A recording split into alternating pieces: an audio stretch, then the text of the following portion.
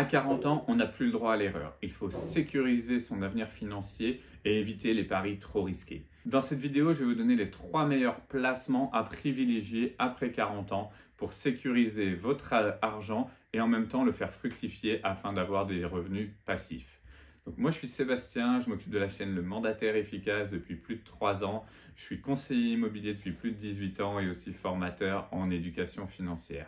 Donc rentrons dans le vif du sujet, j'ai moi aussi plus de 40 ans et je vais vous parler des investissements que vous pouvez privilégier pour pouvoir vraiment sécuriser votre argent et en même temps continuer à avoir un rendement passif de ce que vous avez déjà produit, ce que vous allez pouvoir produire par la suite. Donc le placement numéro 1 bien sûr, les 2 placements que j'ai mis à la tête, c'est le plan épargne en action, PEA, et l'assurance vie. Donc l'assurance vie, c'est tout simplement le placement préféré des Français et ce n'est pas pour rien, il y a quand même de très bonnes raisons à tout ça. Je vais essayer de vous expliquer pourquoi c'est le must à avoir après 40 ans. J'ai pris des petites notes parce qu'il y a des choses où les chiffres, je ne les connais pas tous par cœur, mais par exemple, connaissez-vous l'encours total qu'il y a sur toutes les assurances vie en France? Eh bien, il est à peu près de 1900 milliards d'euros en France. C'est vraiment une grosse preuve de solidité de cette enveloppe qu'on peut vraiment utiliser. On a une performance moyenne de 2 à 3% sur les fonds en euros et jusqu'à 8% sur les unités de compte. Parce que oui, l'assurance vie, c'est comme une petite commode avec plusieurs tiroirs dans lesquels vous allez pouvoir mettre différentes poches. On va pouvoir prendre du fonds en euros pour sécuriser, pouvoir prendre des unités de compte pour pouvoir prendre du risque. On va pouvoir intégrer des SCPI et encore plein d'autres choses à l'intérieur. Donc ça, il faudra bien vous renseigner, mais c'est vraiment une enveloppe intéressante. Surtout qu'on a une fiscalité avantageuse. Après 8 ans, on a beaucoup moins d'impôts sur les gains. Et ça, c'est très important à retenir. C'est pour ça qu'il faut ouvrir une assurance vie rapidement, puisqu'il faut au moins avoir pris date pour pouvoir avoir ces 8 ans d'ancienneté. Et c'est idéal pour transmettre son patrimoine, puisque là, vous allez avoir une exonération partielle des droits de succession. Et en plus, vous pouvez choisir sur quelle personne, quel bénéficiaire vous souhaitez avoir pour votre assurance vie. Donc c'est vraiment quelque chose d'intéressant. Je vais vous donner une stratégie qui est communément utilisée pour les personnes dans le but de sécuriser son argent tout en prenant un petit peu de risque. Et bien, généralement, les personnes mettent 60% en fonds en euros. À vous de choisir après vraiment l'assurance vie qui a les meilleurs ratios sur ça et 40% en unité de compte, ce qui va vous permettre de quand même aller chercher du rendement et du risque. L'avantage en plus, c'est que comme vous n'allez pas sortir l'argent sur votre assurance vie au début, vous pouvez avoir des dividendes qui vont compléter un petit peu ou prendre des ETF capitalisants qui vont vous permettre de faire grossir votre enveloppe, donc d'avoir un petit peu aussi ce qu'on a de rendement passif sur l'assurance vie. Sachez que vous pouvez ouvrir autant d'assurance vie que vous le voulez chez autant d'assureurs que vous le souhaitez. Donc n'hésitez pas à vous renseigner pour aller chercher le meilleur de tous les mondes. D'ailleurs, je pense que je vous ferai bientôt des vidéos vous expliquant un petit peu les meilleurs placements. Ensuite, vous avez le PEA, plan d'épargne en action. Alors là, c'est un levier puissant puisqu'on va être plutôt quand même sur un marché action. Donc on a un rendement moyen entre 7 et 10%. Alors, on va le dire tout le temps comme dans toutes les vidéos liées à la finance, les chiffres du passé ne présagent pas celles du futur, mais ça nous donne un indice, puisque par exemple la bourse américaine est en moyenne à 8% sur les 100 dernières années. Il y a quand même eu pas mal de crises. Attention, on a de la volatilité, ce qu'on peut avoir des moins 40%, donc ça peut être violent aussi. C'est pour ça qu'on parle plutôt de long terme sur un PEA. Donc long terme, c'est supérieur à 10 ans qu'il faudrait détenir pour pouvoir moins avoir de problèmes de volatilité. C'est pour ça que quand on a 40 ans, on a encore du temps, soit pour arriver à nos 10 ans, pour avoir notre liberté financière à 50 ans et avoir possibilité de diminuer notre rythme de travail, ou tout simplement pour préparer nos revenus futurs à la retraite, si un jour nous avons une retraite comme on nous l'a toujours promis.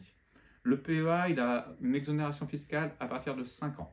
Donc, pareil, n'hésitez pas à prendre date. Sachez que vous ne pouvez ouvrir qu'un seul PEA par personne. Donc, choisissez bien l'endroit où vous souhaitez l'ouvrir, même si après, vous pourrez tout simplement le muter à un autre endroit si vous le souhaitez. Mais c'est toujours compliqué de faire de la transmission. Ensuite, on a un plafond de dépôt à 150 000 euros. C'est-à-dire que vous pouvez mettre 150 000 euros, que ça génère des intérêts et avoir 1 million un jour sur votre PEA. Par contre, après 150 000 euros, vous ne pouvez plus mettre d'argent dessus, sauf en le complétant avec un PEA PME, ce qui nous permettra de passer à 225 000 euros de mise de départ sur le PEA. Ensuite, l'avantage du PEA, c'est qu'il est accessible à partir de 100 euros. Alors vous le savez, moi j'ai fait un défi sur Trade Republic où j'utilise le CTO de Trade Republic, donc le compte titre ordinaire, mais ils ont maintenant le PEA, je vous laisse aller checker dans la description. Vous avez un lien d'affiliation vers Trade Republic. Si vous mettez 100 euros que vous dépensez en plan programmé ou en action sur le compte titre, vous aurez une action offerte et moi je toucherai aussi la même action que vous, je crois, parce que ça varie un petit peu des fois au niveau des liens d'affiliation, mais en tout cas, ça permet de faire vivre la chaîne. D'ailleurs, je fais un petit aparté au niveau de la chaîne, j'espère déjà que tu as liké la vidéo si tu es encore là, que tu puisses la partager au plus grand nombre aussi, mets-moi en commentaire comme quoi tu es encore présent, parce que ça me permet moi de faire vivre la chaîne, et abonne-toi aussi à la newsletter pour avoir des informations toutes les semaines sur l'immobilier, la finance en général, ça te permet de te tenir à jour de tout ce qui se passe et ça nous permet de communiquer entre nous et je trouve ça plutôt sympa. Donc maintenant on va passer au placement numéro 2 qui est super intéressant, c'est l'immobilier locatif. Alors l'immobilier locatif, on va avoir deux choses, on va avoir soit en LMNP, même s'il y a quand même pas mal de changements, en tout cas l'immobilier locatif classique, et la SCPI. Alors déjà, on va essayer de voir un petit peu pourquoi c'est intéressant d'avoir de l'immobilier. J'ai repris les petits chiffres, mais par exemple, en France, les prix ont augmenté de 150% en 20 ans, ce qui n'est pas négligeable quand même. Donc ça fait un revenu passif assez stable. Alors, quand on dit passif, je mets des petits termes. Sur la SCPI, on est sur du passif 100%. Sur l'immobilier locatif, en main propre, on n'est pas sur du 100%. Il faut quand même s'occuper du locataire et autres, donc ce n'est pas tout à fait pareil. Alors, l'intérêt déjà, c'est l'effet de levier. L'effet de levier, est-ce que même à 40 ans, 45 ans, on peut encore emprunter pour avoir de l'effet de levier et donc faire travailler de l'argent qui ne nous appartient pas, qui appartient à la banque. Ça, c'est super important. En ce moment, on est sur des taux autour de 3% sur 25 ans, ce qui est plutôt pas mal pour maximiser votre capital. Ensuite, le revenu locatif, ça peut être un bon complément de revenu par la suite à la retraite. C'est toujours intéressant, une fois que le bien il est payé, de toucher ses revenus locatifs, même si, attention, on a quand même des impôts à payer. Et on a une bonne protection contre l'inflation quand même, puisque les loyers sont indexés sur l'inflation avec l'indice de l'INSEE qui augmente. Donc, on a quand même une bonne protection là-dessus. Moi, je trouve que c'est plutôt intéressant. Après, excusez-moi, je prêche un peu pour ma paroisse puisque je suis quand même conseiller immobilier. C'est mon métier aussi de vendre de l'immobilier. Alors après, quel choix faire? Est-ce qu'on fait de l'immobilier classique ou est-ce qu'on fait de la SCPI? Donc déjà, SCPI, c'est Société Civile de Placement Immobilier. Alors, je vais vous expliquer un peu la différence. L'immobilier physique, c'est ce que vous possédez. La SCPI, vous achetez ce qu'on appelle des parts qui vont vous donner un rendement qui n'est pas garanti, mais on a des objectifs de rendement. Il existe environ 200 SCPI en France. Si ça vous intéresse, abonnez-vous parce que je vais bientôt faire une vidéo spéciale sur les SCPI parce que c'est un sujet que je travaille beaucoup en ce moment qui m'intéresse et je pense que l'année 2025 est une excellente année pour investir dans la SCPI. Je vais vous expliquer pourquoi. Déjà, sachez que la SCPI et l'investissement, les deux peuvent bénéficier de l'effet de levier. La différence, après, je vais vous les expliquer un petit peu. Donc pour moi, si on investit, alors que ce soit en LMNP ou pas, on a un rendement moyen entre 5 et 7% si on choisit bien son bien et qu'on s'en occupe soi-même. On va avoir une fiscalité qui peut être optimisée si on est sur le régime LMNP, sinon vous êtes sur votre impôt sur le revenu. Donc là, à vous de calculer où vous en êtes. Et on a une demande locative qui est très forte aujourd'hui, que ce soit pour le meublé et même pour les biens classiques. Après, pour la SCPI, c'est un investissement qui est 100% passif, il n'y a pas de gestion, il n'y a rien à faire, il n'y a pas de frais à rajouter. Vous mettez un ticket d'entrée et vous savez exactement ce que vous allez avoir. Le ticket d'entrée, on en a qui sont assez bas. On va dire que la moyenne, c'est 1 000 € pour pouvoir acheter une part de SCPI. Le taux de rendement, il est entre 4 et 6%, c'est ce qu'on vous annonce. Maintenant, il y a pas mal de SCPI assez jeunes, comme Ireokozen ou autres, qui sont autour de 7%. Et à chaque fois, ils vous annoncent ça, c'est net de gestion, mais pas net d'imposition. Je ne vais pas rentrer dans cette vidéo dans le détail de l'imposition de la SCPI, puisqu'il y a différentes cases à savoir selon si les biens de la SCPI sont en Europe et non en France. S'ils sont tous en France, vous allez avoir tout ça. La SCPI, pour vous expliquer très simplement, c'est une société de gestion, de placement immobilier, qui va tout simplement être propriétaire des fois soit que de bureaux, soit que de restaurants, hôtelleries, ou des fois totalement variés sur différents pays. Ils vont avoir des locataires à l'intérieur, ils vont vous reverser tout simplement le loyer qu'ils touchent, net de gestion. C'est-à-dire qu'eux vont prendre leurs frais de gestion avant. Donc à eux de bien acheter, de trouver de bons locataires, et c'est là où après vous allez avoir votre rendement. C'est pour ça qu'il n'est pas garanti, si jamais une SCPI avait acheté que des immeubles qui sont vides aujourd'hui, vous n'auriez pas de revenus locatifs. Il ne faut pas acheter des SCPI pour espérer une réelle plus-value, contrairement à l'immobilier physique, on aura plus facilement de plus-value.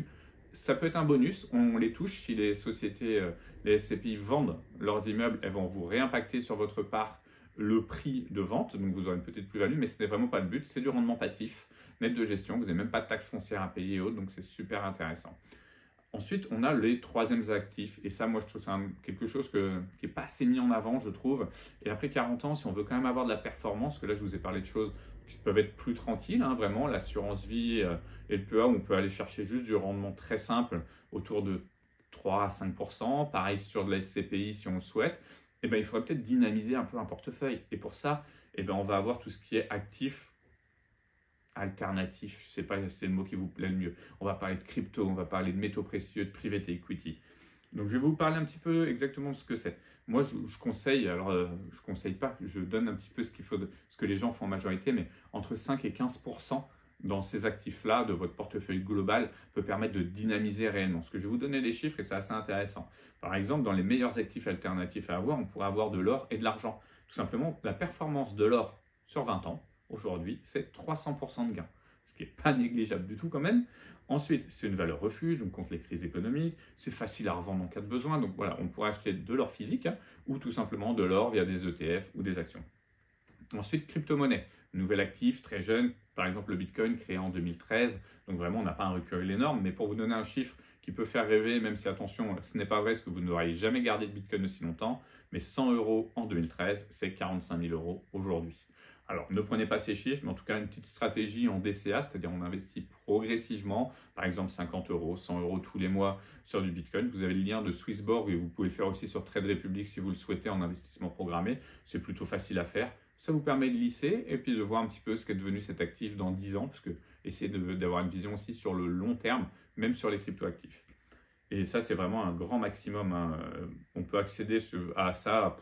Allez, on peut mettre 10 € tous les mois si on veut, selon les plateformes. Donc, mais moi, je conseille vraiment max 10% de votre portefeuille en crypto-monnaie, même si c'est un domaine que j'adore et que je connais bien. C'est pas là-dessus où il faut vraiment tout miser. Mais par contre, c'est vrai que si vous mettez 10%, bah, des fois, ça peut vous faire une grosse augmentation sur votre portefeuille, ce qui est toujours intéressant.